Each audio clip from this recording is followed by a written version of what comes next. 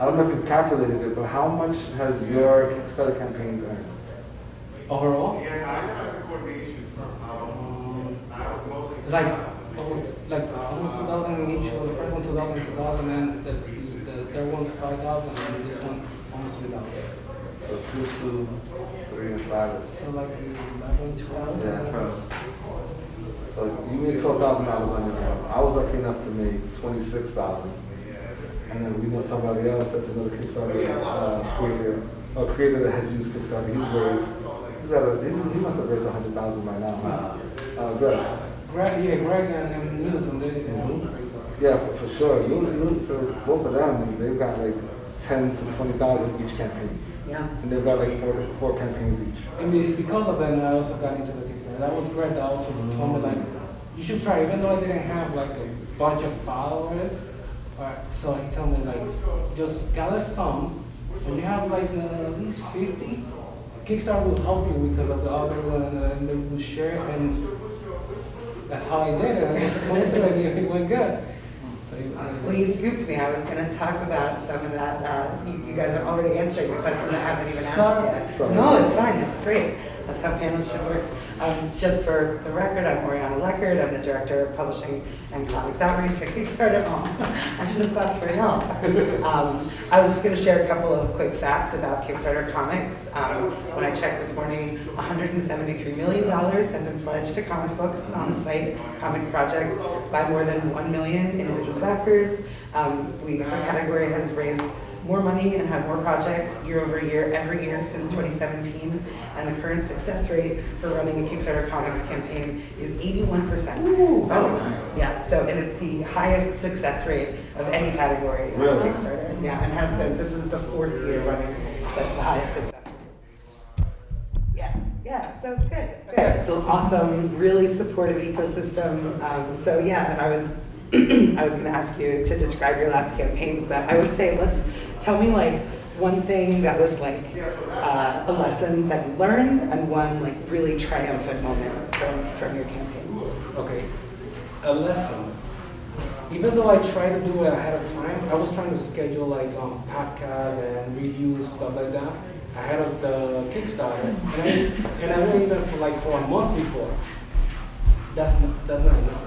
Because a lot of them, they have their own schedule, so they don't respond to you like when you're almost at the end of your campaign. So I learned that I need like at least 2 months having in mind and start reaching to those guys. So that's something that I need to work on because it was bad for me in that area. What you can do also is once you realize the project is coming up, and like, okay, I know I'm going to do a Kickstarter in next year, reach out to them then.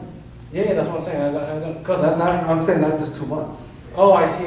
Do it like right when you realize you're going to start the campaign, like you want to start. When you start like doing the, okay. Yeah, gotcha. Because then they can prepare also.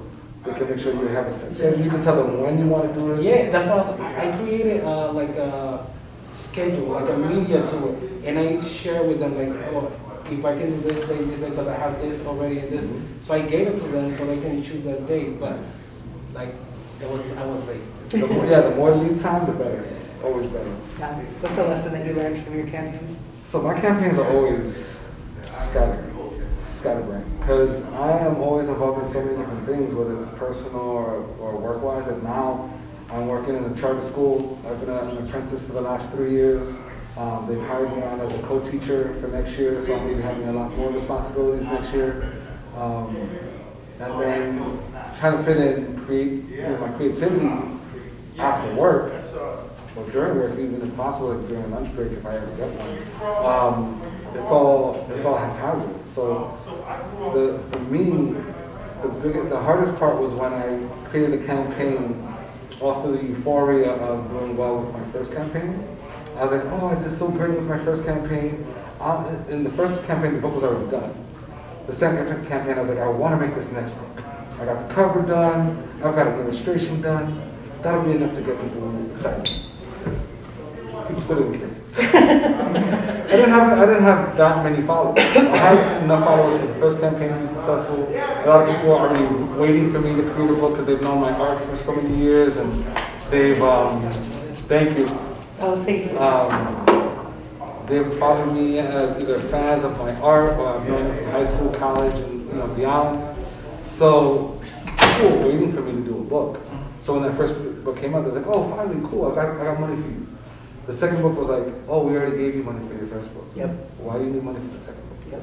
And I was like, "Okay, I got to go into trying to show why that matters." So I learned, get the book done, then let people know what you've been through to make the book happen, what you need to make it work. Because a lot of people will say, "Well, I've already given you some money, why do you need more?" And it's like, well, this is an ongoing process. I'm not a publishing company that has now, because of your donation, now I have established a company that's running on its own. Now I have money forever. Yeah. Or I have that rotating, project and money, rotating, money project. It's not like that. As much as I'd like to be consistent with a book a year, I still have to pay my bills. I still have to go to work every day. I still have to take care of my family.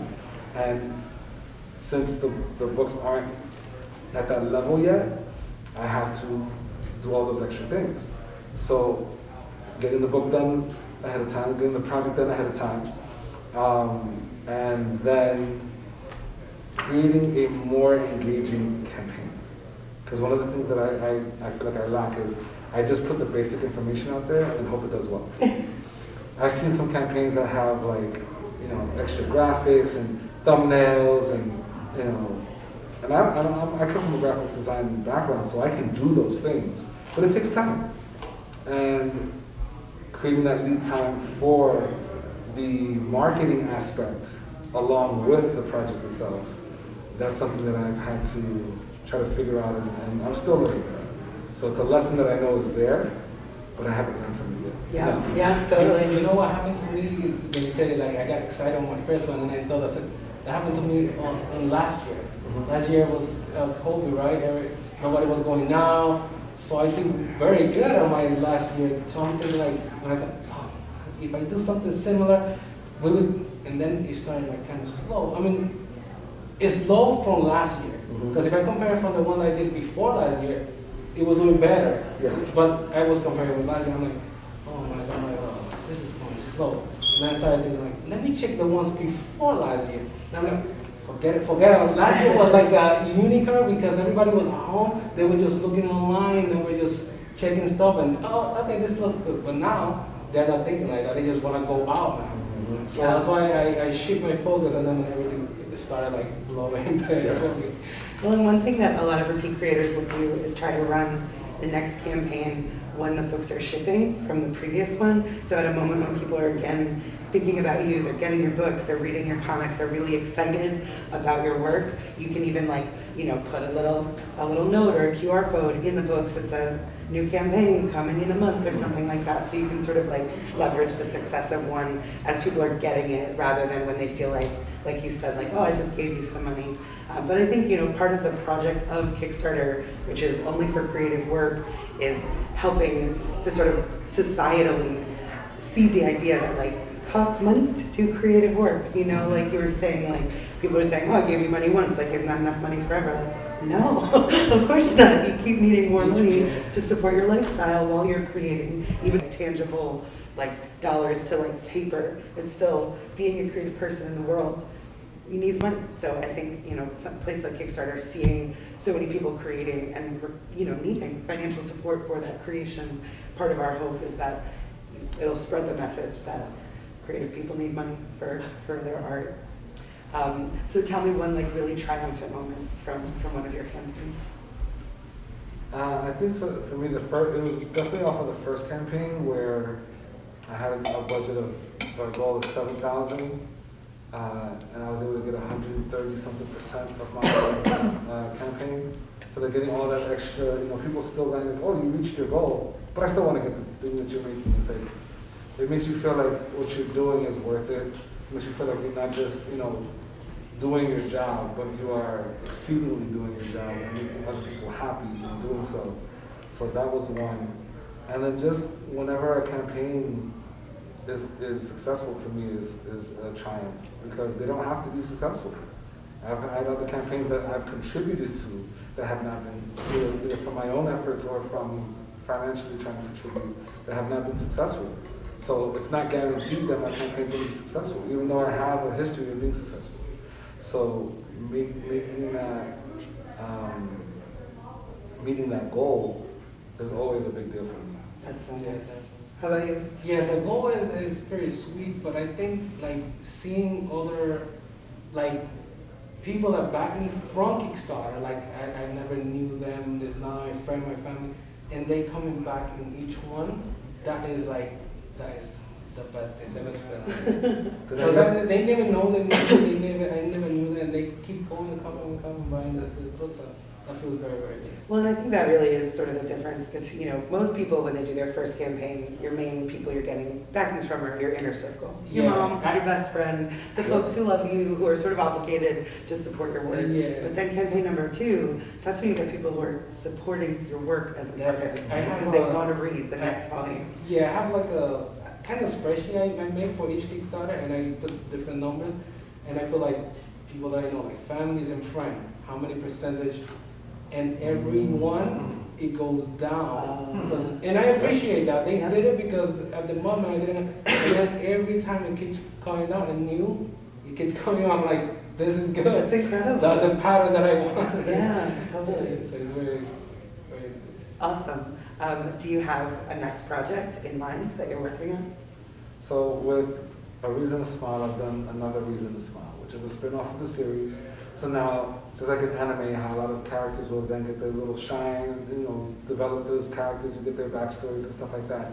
I'm trying to do that in print form. So my main character is Luisa. She's got her set books, and then now her friends are starting to get their shine. So issue 1, Another Reason to Smile came out. This is Kwame. He's got his own book, his own story. The next story is going to be Ewan, and then it's going to be Josephine, and then Diana. So you're gonna have the 2 boys back to back and the 2 girls back to back, and then I'm thinking of still doing the parents having their own story too, because they ended up moving. In the story, Luisa's starting off in Midtown, but she's from the Lower East Side. This image is actually where I grew up, in the same building that I grew up in the Lower East Side of Manhattan. That's amazing. So in the story, she goes from the Midtown life, you know, money and prestige and all that, down back to the Lower East Side, which is a lot more humble. And you see her go through that transition. I want to show how the parents did that too. So to round it out with 5 issues, then collect that. So I'm hoping I want to get one done, like at least 2 a year, because I want to be done with that project to then move into the ongoing main series after that.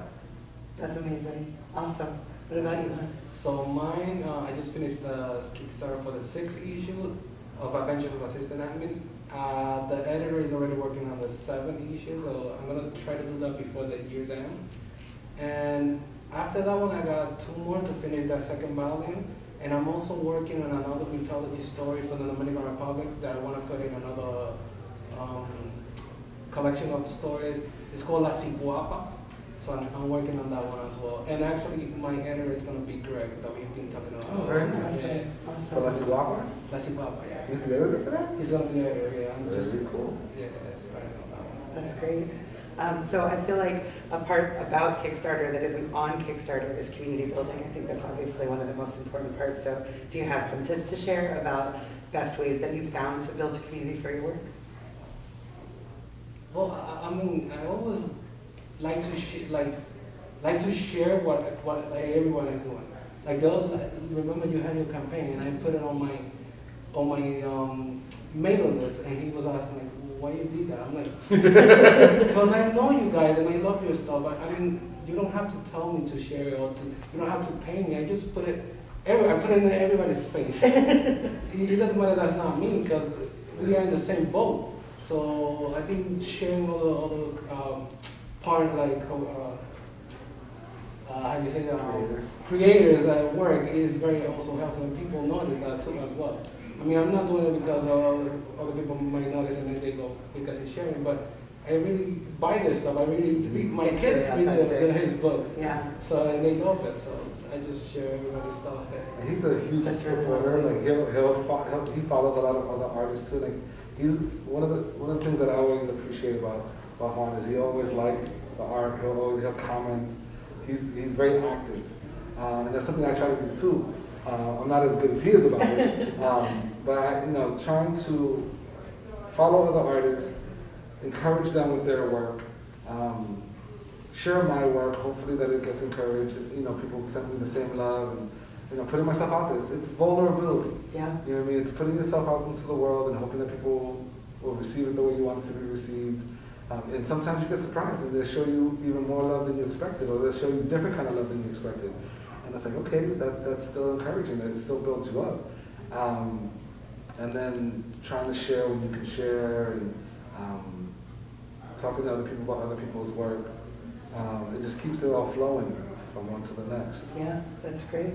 Well, so we started late, but I think we're closing in. I was going to say, do you have one more piece of advice to share for people who are considering doing Kickstarters, for their art?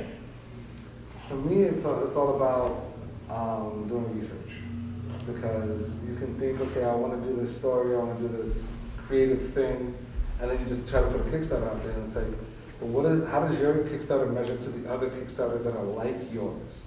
How is your budget? Are you asking for too much money? Are you not asking for enough money? Are you allowing your fan base to receive as much information or as much product from you as other campaigns have offered? Each tier, are they priced appropriately for what you're giving them? Because that's one thing that frustrates me a lot, and it has stopped me from being a part of some campaigns. It's like, for a single 22-issue book, you're going to ask me for $20? Yeah. That's like what a thick book with a whole arc is worth. And you're asking me for that much for one story? Now, so what are we going to do going forward? Am I going to spend $80 on your story, where I can spend $20 going to the store? You have to price yourself according to your industry. So, doing the research to know, so I charge 5 and 10 for my newest books. My first books were 10 and 20, but that was because I had a soft cover and I had a hard cover. Soft cover was a really well put together book. The public, you could look at it and feel like it's from a store. So it's not like some kind of, just put together story. It's a really well published story.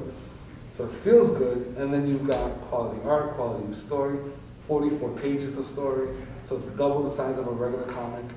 And then the hardcover, $20, that's a lot of money, but it also has behind the scenes content, and it has extra art from other artists. Like I put in my Kickstarter campaign, I want to pay for these 5 artists to do art on my book. I showed their work, showed what you would be, the quality of the work that you'd be receiving if you got that book, and I made it very obvious for people to know, this is what I'm getting if I put X amount of dollars into what I'm doing. So just doing the research to find out what you want to do versus what has been done, and see how you can make it work for you. That's great advice. Yeah, and doing the research, you should pledge for some of those Kickstarter, because then you will know the process that the end user, when you're selling, is going to experience. So you're going to get this email, you're going to be charged on this day, you're going to get this survey. And how does the survey look? Because that's another thing, people go crazy about those surveys. It's very simple. You can put some great stuff, like even videos and stuff.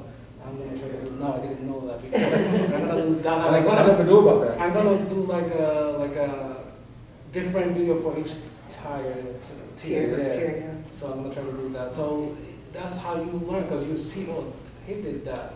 Maybe I can try to do something similar or better. So if you engage with a couple of Kickstarters before you create your own, then you have a better feel of how to make more. Oh yeah, I've contributed to like almost 200 Kickstarter campaigns. I'm going to my 100. I can share some other ones so I can get to the 100. I've been doing it longer than you have. You started reading comics in 2016. I put out my first book in 2014. Oh. So I got at least 2 years on it. Okay.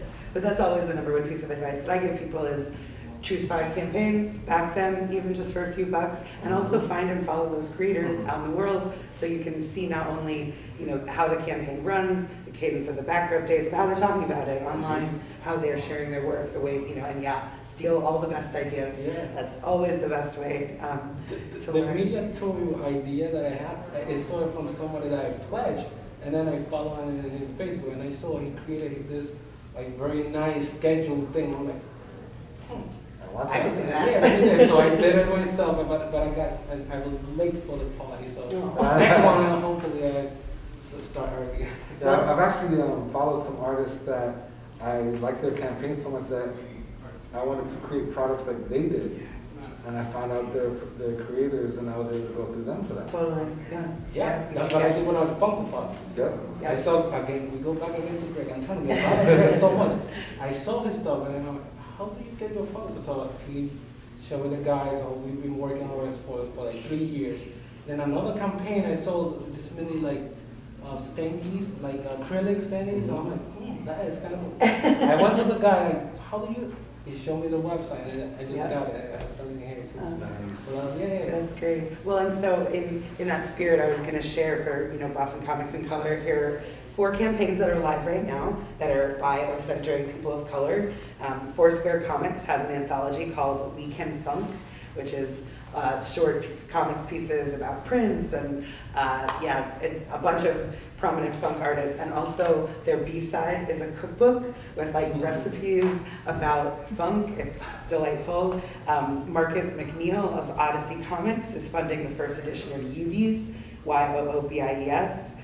Kid Heroes is doing the legendary Lumpia Squad, which follows, they had a previous project also about Filipino superheroes, I forget what it's called. And Sean Coyle is doing Skyless #2. So those are some great campaigns by people of color that you could back if you wanted to. And where can people find and follow you online if they want to follow your work?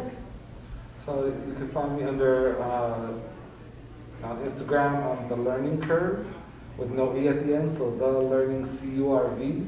Right now I have Panthro as my avatar, so you'll see that. Somebody took my name in Twitter, so I put THA instead of THE. So I'm The Learning Curve on Twitter.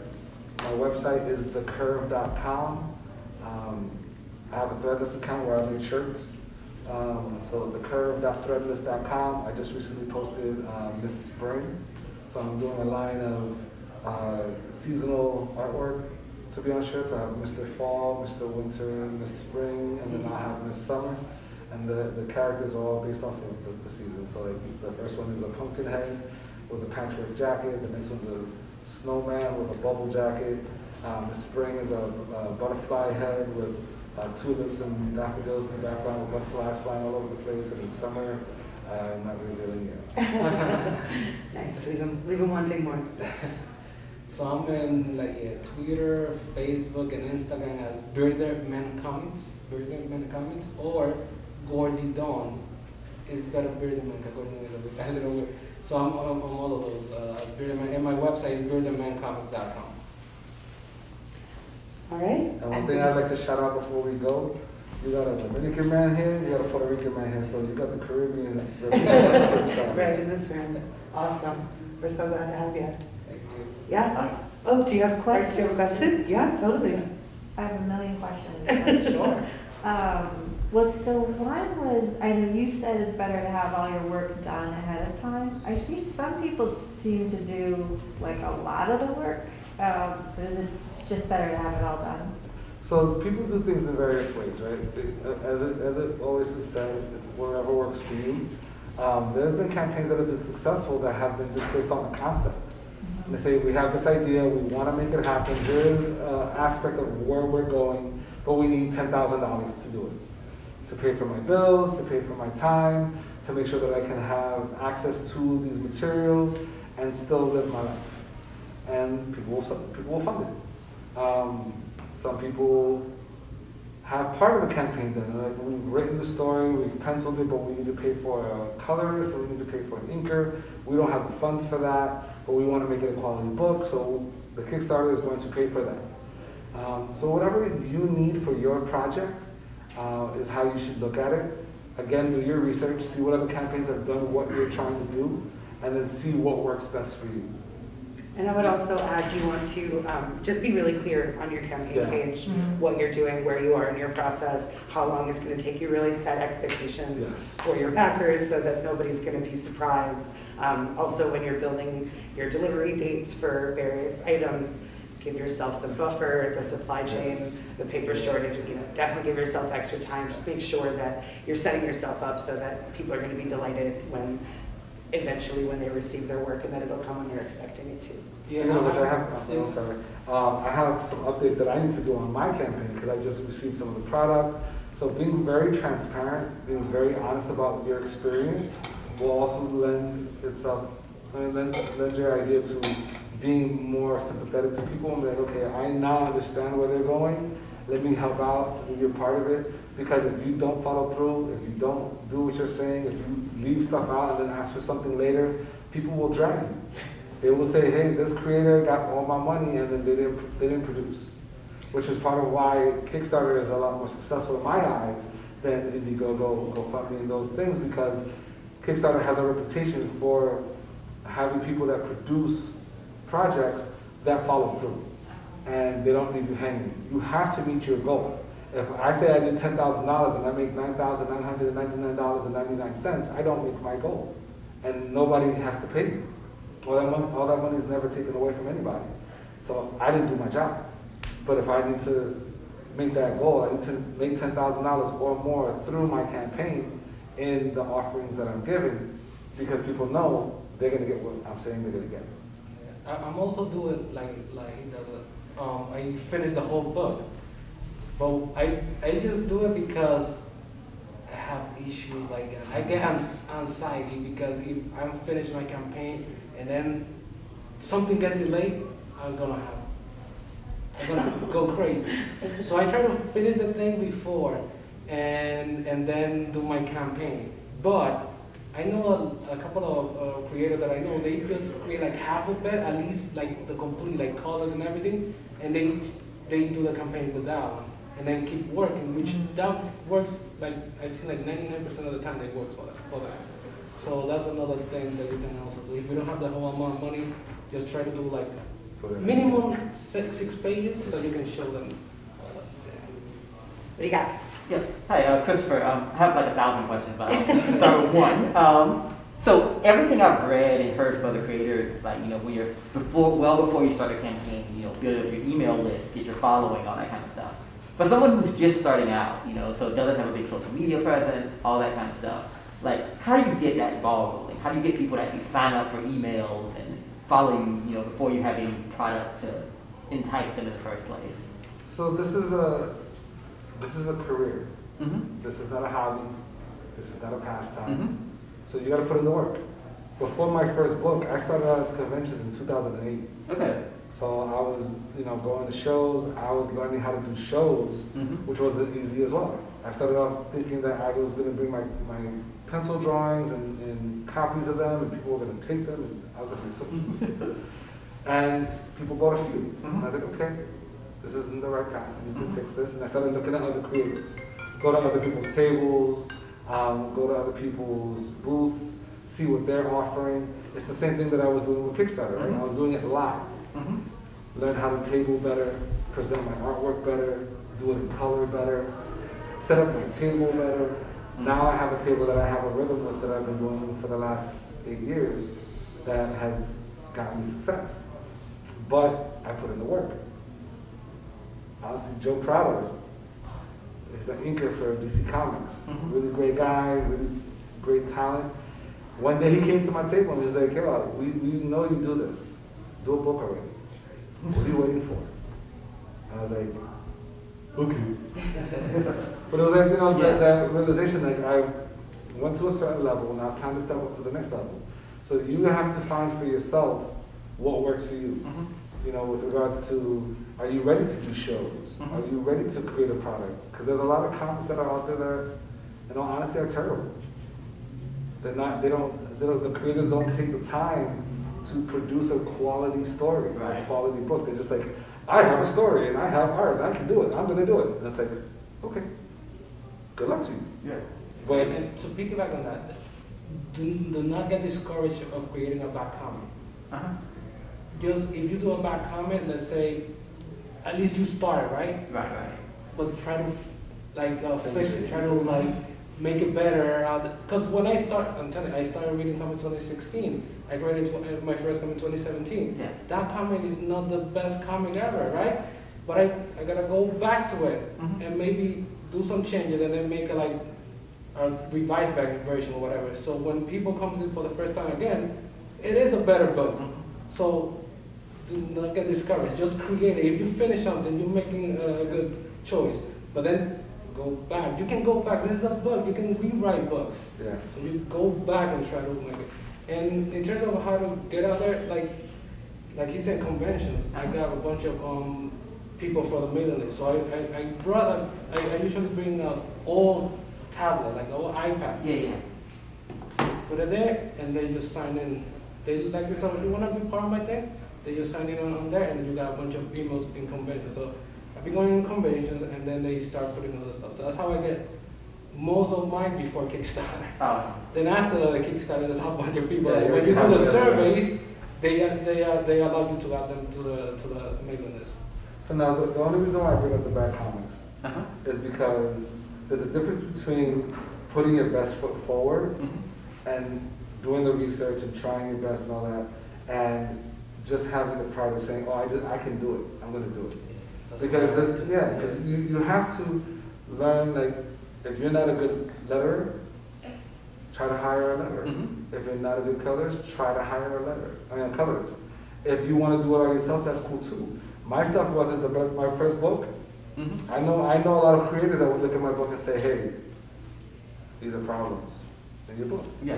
But at the same time, there's a level of professionalism, there's a level of quality that's still there that can evolve, that can grow and get better. But it still has to have that foundation in knowing this is where it's going because this is where it's been. So doing the research, going to conventions, seeing how your work measures up to other people, seeing what you need to do to grow and change and build your craft to then make it the best quality that you can make it. You don't want to just say, I have a project, I want it out there, and not really do the research to see how it could be the best that it could be. And that's what I'm saying. And I'll just add one other thing. If you go to the Kickstarter's Publishing Creator Tips page, which I'm pretty sure is kickstarter.com/creators/publishing, I had the comic artist J.L. Westover wrote an article called How to Build an Audience for Your Comic with some comics interspersed. So he's got, these are excellent tips. You should follow them all, but there's some more stuff there. Also, I think it's got stuff about social strategy, how to pick which platform and how to spend time there, stuff like that. Yeah, don't be shy about sharing your stuff. Yeah. Even though it's not complete, you might think it's not the greatest stuff. There is art is for everyone. There's somebody there that's gonna, so just share it. Yeah. Share your stuff. Don't worry about it. Because there's also going to be people that are not as far along in their journey as you are. Right. So they'll learn from you. And that's what was great about DeviantArt before Facebook and all that. I was on DeviantArt for years. Yeah. And I learned from so many creators because they had their journey that I got to follow. And then in posting my stuff, I had people that were following me, and I got fans from that. It's just about being consistent. You're an artist, draw a lot, post a lot. You're a writer, write a lot, post a lot. Ask for criticism, ask for engagement, ask for what you're looking for to help you grow. Like I was bad at drawing women at one point. Everyone was doing a something Wednesday or something like a Wolverine Thursday or something like this, stuff like that. So I said I'm gonna do a Wonder Woman Wednesday, and every Wednesday I would do a completely colored drawing of Wonder Woman, no matter how good or how bad it was. I'm gonna push myself to get something completed, and I put that in my description so people knew if this is bad, I'm sorry, Right. but I'm trying. But this is the process. Yeah, this is me trying to grow and be better. You want to come along on this journey? Cool, let's go. If you don't, I get that too. And then later, when you're super famous, you can do a little book of like all of your Wonder Women. Like have the outtakes of like, this is who I used to be. It'll all be worth so much money. I think we should probably, I think we should probably end it, but all three of us have tables downstairs, so come and ask us more questions. We would love to, I'm sure, definitely. I'm volunteering you guys, but that's why we're here I'm tabling. at the very end of the show convention. near the stage. Yeah, me too. He's right around the corner from me. He's in the middle aisle. Yeah, so please come talk to us. We would love to answer more questions directly, and we really appreciate it. Thank you guys for being on this panel, doing great. Thank you all for coming. Thanks so much.